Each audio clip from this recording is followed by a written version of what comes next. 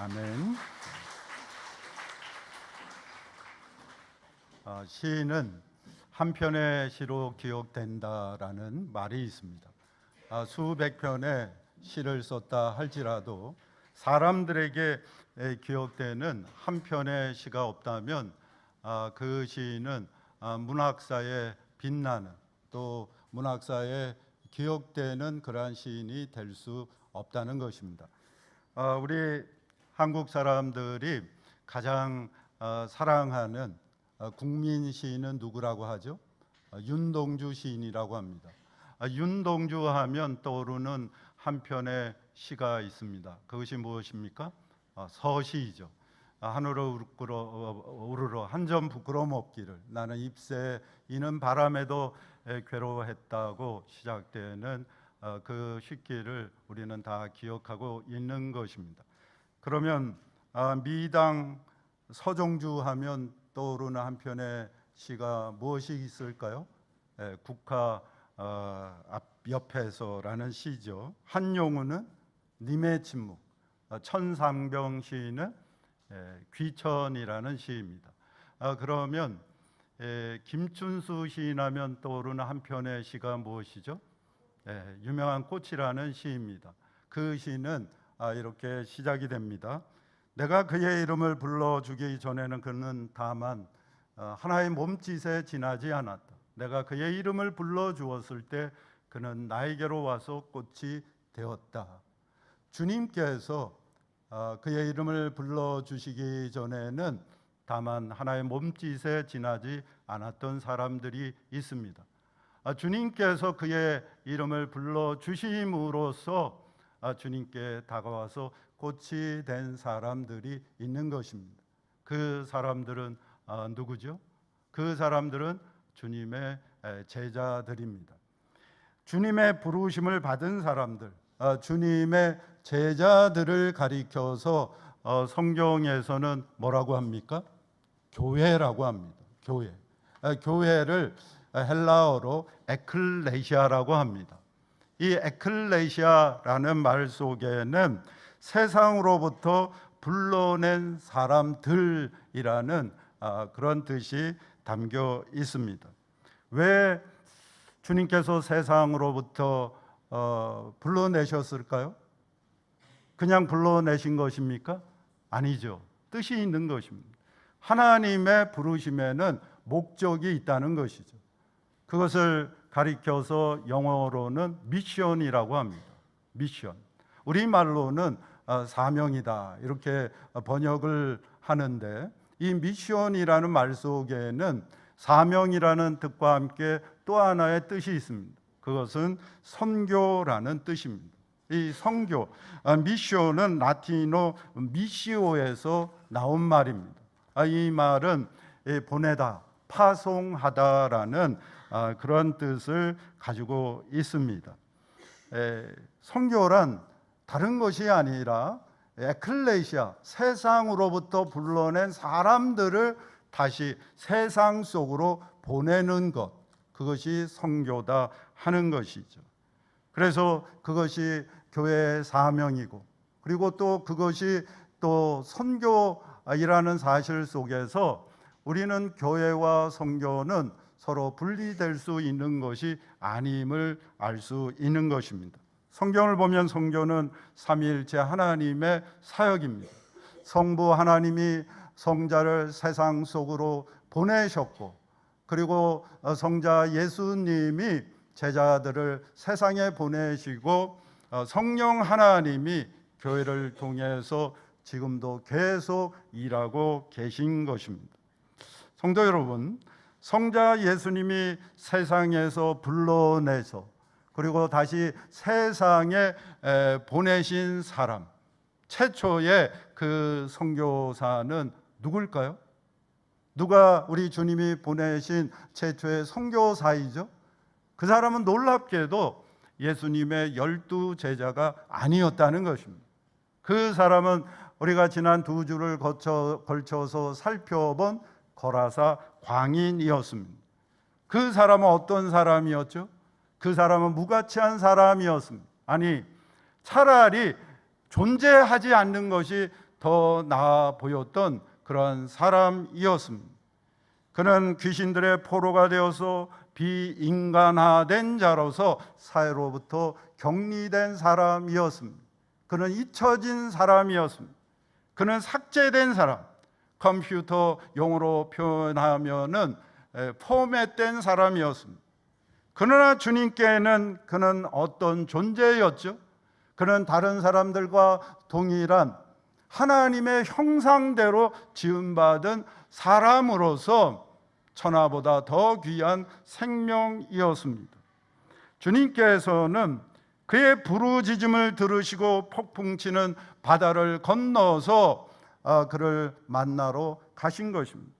그리고 그를 회복시켜서 정신이 온전하게 하셨을 뿐만 아니라 그를 사명자로 세워서 그를 버린, 그를 외면한 그 세상 속으로 다시 보내신 것입니다. 우리 다 같이 한번 읽어볼까요? 주께서 내게 어떻게 큰 일을 행하사 너를 불쌍히 여기시 내 가족에게 알리라 하시니, 헬라어 성경을 보면은 주님께서 내게 어떻게 큰 일을 행하신 것과 그리고 너를 불쌍히 여기신 것, 그것이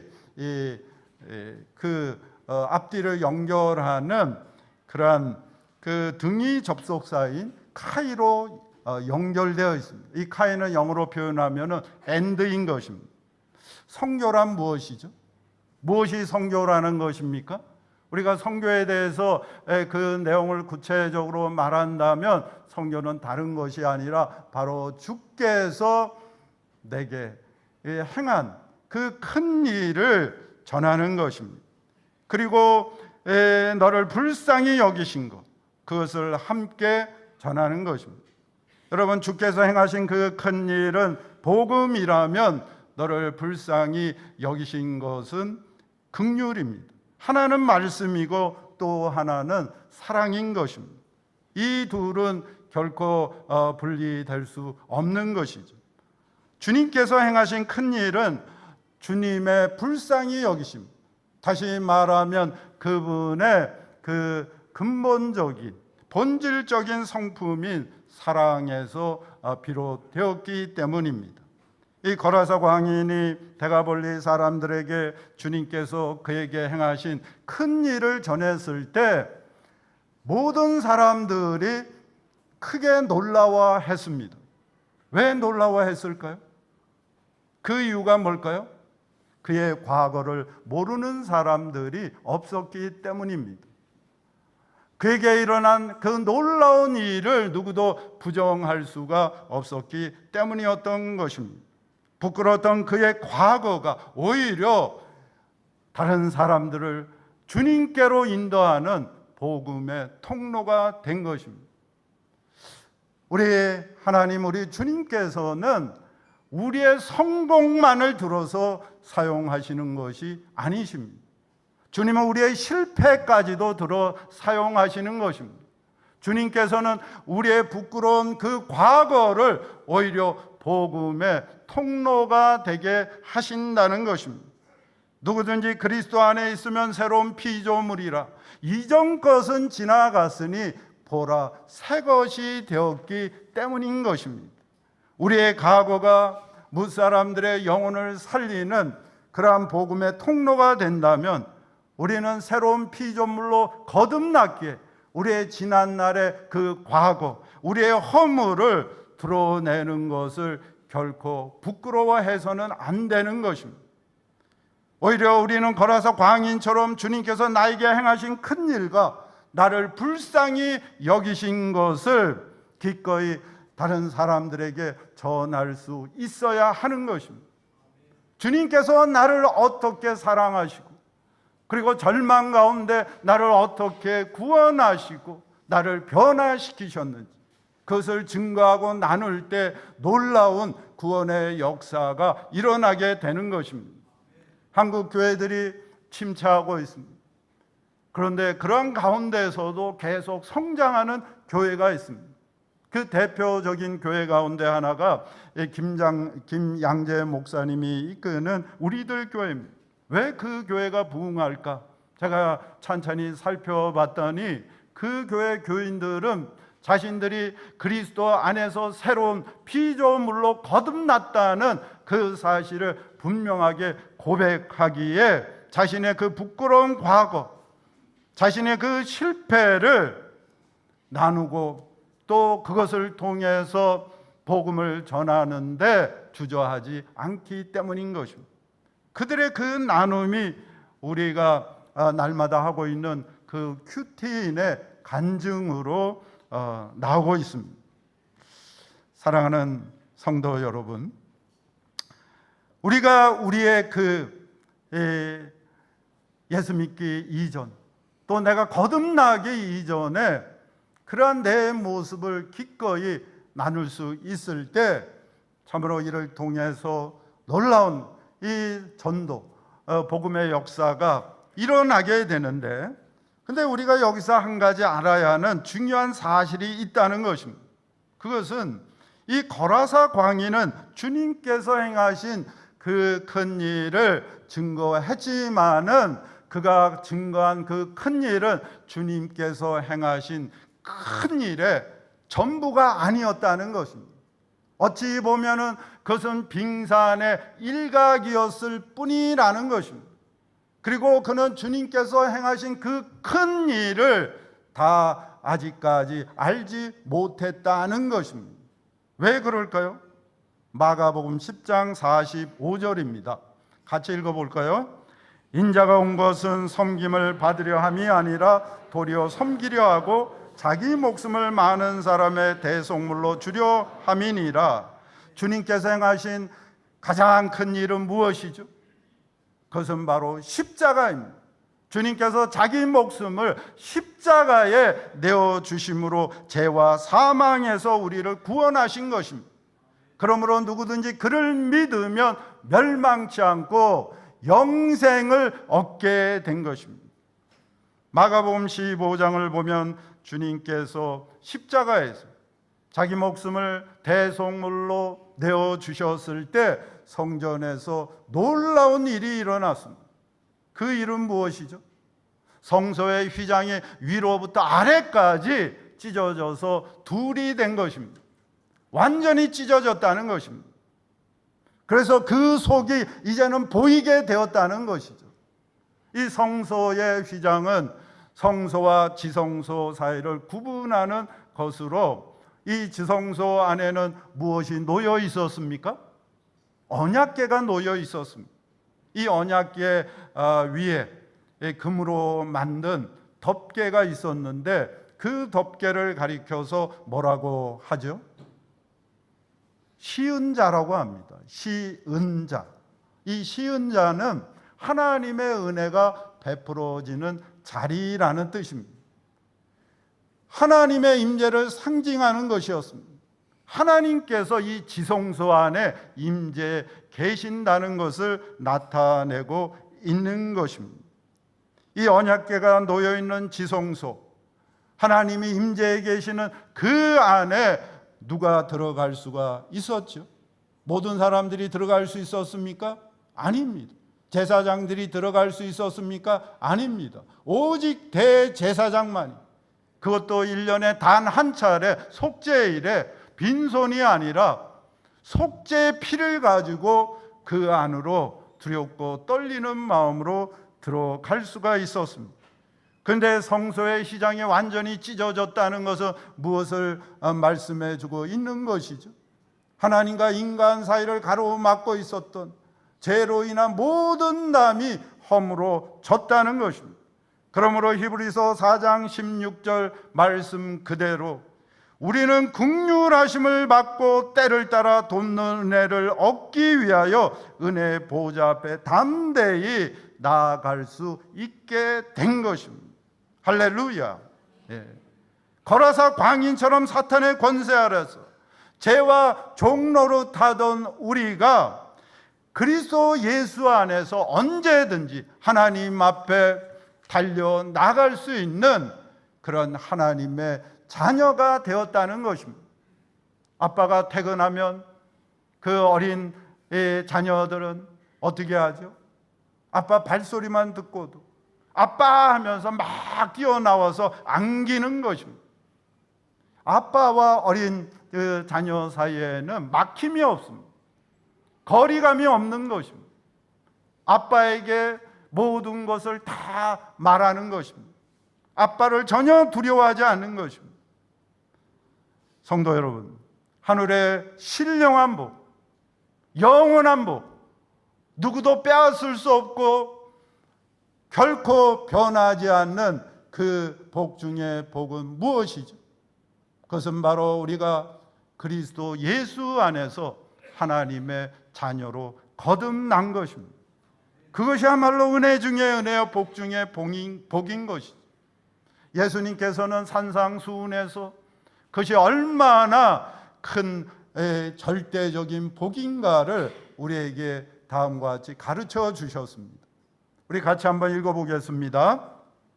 너희 중에 누가 아들이 떡을 달라 하는데 돌을 주며 생선을 달라 하는데 뱀을 줄 사람이 있겠느냐?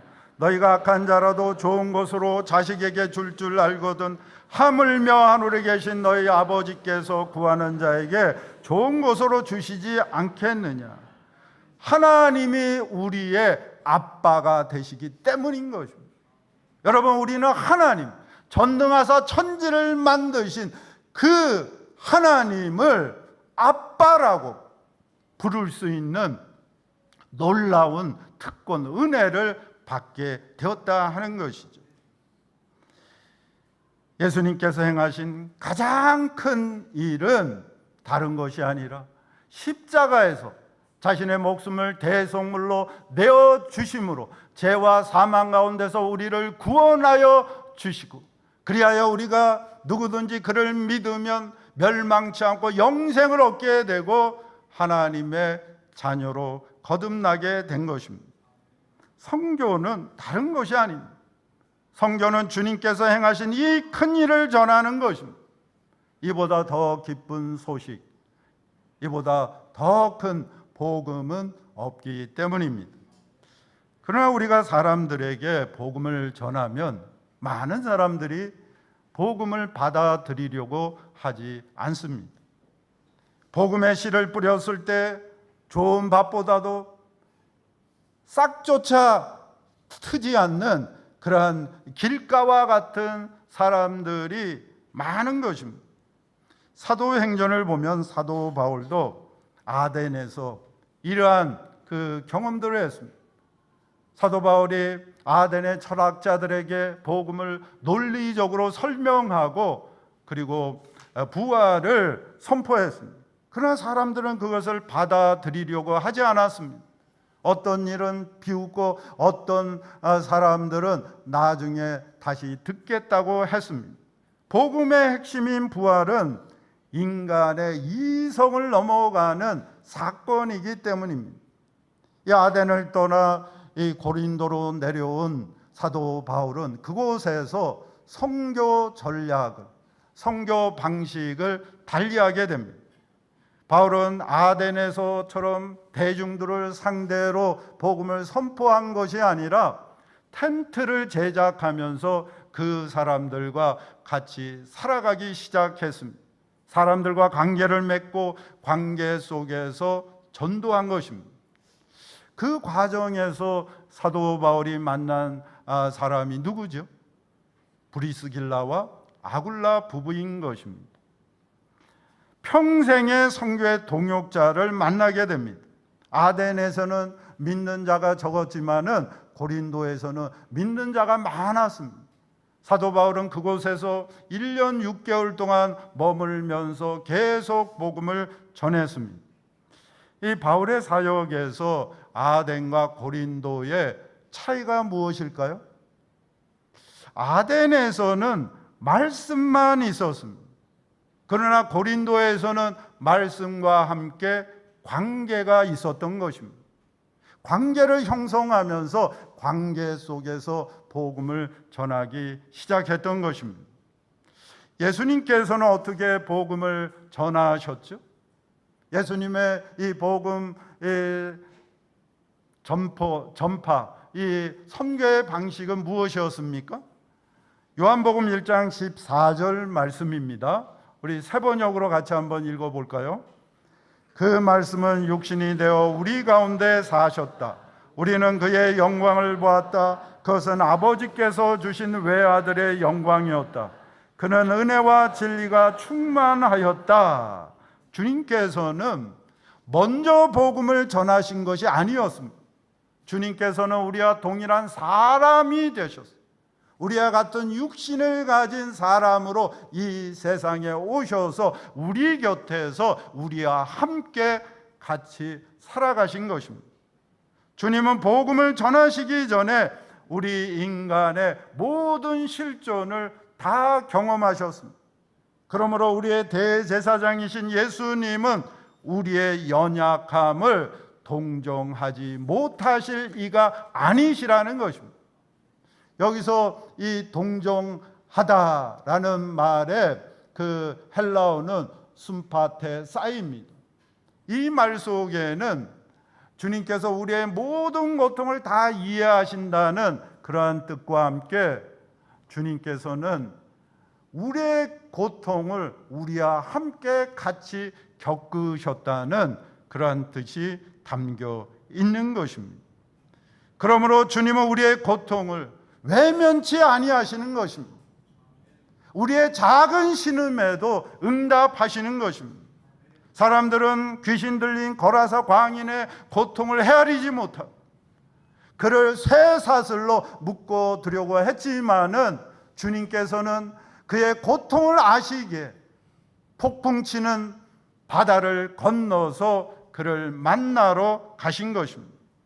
선교는 두 개의 날개로 날아가는 것입니다. 하나는 주님께서 행하신 큰일, 곧 복음입니다. 그리고 또 하나는 주님의 긍휼하심, 주님의 사랑입니다. 이 두 날개로 사람들을 향해 날아갈 때 길가와 같았던 그 심령의 사람들이 30배, 60배, 100배의 열매를 거두는 이 좋은 밭으로 거듭나게 되는 것입니다. 우리 한국교회가 근대 선교 역사상 유래를 찾아볼 수 없을 정도로 놀라운 그러한 부흥을 경험했지 않습니까? 왜 이런 역사가 일어났을까요? 많은 선교학자들이 그 이유를 연구하고 분석하고 따져보았습니다. 근데 그 이유는 다른 데 있는 것이 아니라 한마디로 말하면 두 날개로 날았기 때문이라는 것입니다. 주님의 긍휼하심과 함께 주님의 행하신 그 큰일, 그러니까 복음과 사랑을 함께 전했기 때문이라는 것입니다. 이러한 사실을 아주 잘 보여주는 사건이 있습니다. 그 사건 중에 하나가 이 사무엘 무어 목사님이 세운 곤단골 교회와 백정 박성춘의 이야기입니다. 이 사무엘 무어 목사님은 1892년에 32살의 나이로 미국의 맥코믹 신학대학을 졸업하자마자 우리나라로 건너왔습니다. 여러분, 당시 미국에서 대학을 졸업했다는 것은 엘리트 중에 엘리트라는 것을 뜻하는 것입니다. 그런데 엘리트로서 그가 누릴 수 있는 모든 것을 다 포기하고 가장 가난한 나라였던 조선이라는 나라에 찾아온 것입니다. 이 무어 선교사는 지금의 소공동 롯데호텔 자리에 이 곤단골 교회를 세웠습니다. 여러분, 서울 가서 롯데호텔, 롯데백화점 가시면 여기에 예전에는 곤단골 교회가 있었다, 이것을 떠올릴 수 있어야 하는 것입니다. 그리고 그분은 예수학당을 열어서 가난한 집 아이들을 모아서 가르치기 시작했습니다. 그 학생 중에 봉출이라는 학생이 있었습니다. 그 학생은 백정 박 씨의 아들이었습니다. 아버지가 백정이면 그 아들은 무엇이 되어야 하는 것이죠? 백정이 되어야 합니다. 그것이 운명인 것이죠. 그것이 그 시대의 그런 논리였던 것입니다. 이 봉출이가 열심히 그 학교에 나왔는데 어느 날 나오지를 않았습니다. 무슨 일인가 궁금해서 알아봤더니 봉출의 아버지가 장티푸스에 걸려서 죽게 되었습니다. 이 무어 선교사가 의사인 에비슨 선교사에게 알리고 부탁을 했습니다. 이 에비슨 선교사는 당시 고종 황제 주치의로 나중에 세브란스 병원과 세브란스 의대를 설립한 분입니다. 왕의 주치의가 천한 백정을 친히 치료해 준 것에 감격한 박성춘은 1895년 초에 온 가족과 함께 세례를 받고 기독교인이 되었습니다. 그런데 박성춘이 곤단골 교회에 나오기 시작하자 곤단골 교회가 난리가 났습니다. 곤단골 교회 이 양반 교인들이 우리가 천한 청것들과 같이 예배 드릴 수 없다면서 그냥 난리를 친 것입니다. 무어 선교사가 그들에게 하나님은 모든 사람들을 평등하게 창조하셨다면서 그들의 주장을 들어주지 않았습니다. 그러자 그들은 우리는 백정과 이제 더 이상 예배 드릴 수 없다면서 교회를 떠났습니다. 따로 나가서 교회를 설립했습니다. 그 교회 이름을 제가 알고 있는데 말하지 않겠습니다. 네, 여러분, 이 박성춘은 백정마을을 다니면서 전도하기 시작했습니다. 그래서 1년도 안 된 사이에 이 곤단골 교회를 백정들과 천민들로 가득 채웠습니다. 복음을 통해 만민 평등을 깨달은 박성춘은 백정 해방 운동을 펼쳐 나갔습니다. 독립협회가 이 만민 회의가 있죠. 이 사람들이 나와서 막 이렇게 자기 주장을 펼치고 그러한 일들을 전개했지 않습니까? 그때 나가서 외친 연설한 그러한 기록이 역사에 남아 있습니다. 대단한 사건인 것이죠. 우리나라 시민 운동사에 반드시 기록되는 그런 사건이고 그 인물이 바로 이 백정 박성춘인 것입니다. 봉치류로 불렀던 그 아들 박서양은 에비슨 선교사가 세운 세브란스 의대를 졸업한 우리나라 최초의 그 7명의 서양의학을 공부한 의사 중에 한 사람이 되었습니다. 여러분, 얼마나 놀라운 일입니까? 백정의 아들은 백정이 되어야 하는데 그 백정의 아들이 우리나라 최초의 서양의학을 공부한 7명의 의사 중에 한 사람이 되었다는 것입니다. 성교는 2개의 날개로 납니다. 복음과 긍휼, 말씀과 사랑입니다. 이 2개의 날개로 함께 날 때 복음은 사람을 고치고 세상을 바꾸어 놓는 것입니다. 사람을 살리고 세상을 변혁하는 것입니다. 성교는 복잡하지 않습니다. 단순합니다. 성교는 주님께서 나에게 하신 일을 말하는 것입니다. 그리고 주님의 사랑, 주님의 긍휼을 보여주는 것입니다. 아파하는 자들과 함께 아파하고 우는 자들과 함께 우는 것입니다. 복음을 전하다가 가난한 자, 배고픈 사람이 있으면은 내가 먹을 빵을 함께 나누어 먹는 것입니다. 그리할 때 복음의 닫힌 문이 열리게 됩니다. 길가와 같은 그 완악한 심령들이 변해서 30배, 60배, 100배의 열매를 거두는 좋은 땅이 되는 것입니다. 사랑하는 성도 여러분, 주님께서 여러분에게 행하신 큰 일과 주님의 긍휼하심을 여러분이 전해야 하는 사람은 누구입니까? 그 사람은 어디에 있습니까? 그 사람은 멀리 있지 않습니다. 그 사람은 여러분 가까이 있습니다. 그 사람은 여러분의 가족 속에 있습니다. 그 사람은 여러분의 직장 속에 있습니다. 그 사람은 여러분이 날마다 만나는 사람들 속에 있습니다. 주님께서 나의 이름을 불러주심으로 내가 주님께 나가 꽃이 되었듯이 그 사람들도 주님께 나가 꽃이 되어야 하는 것입니다.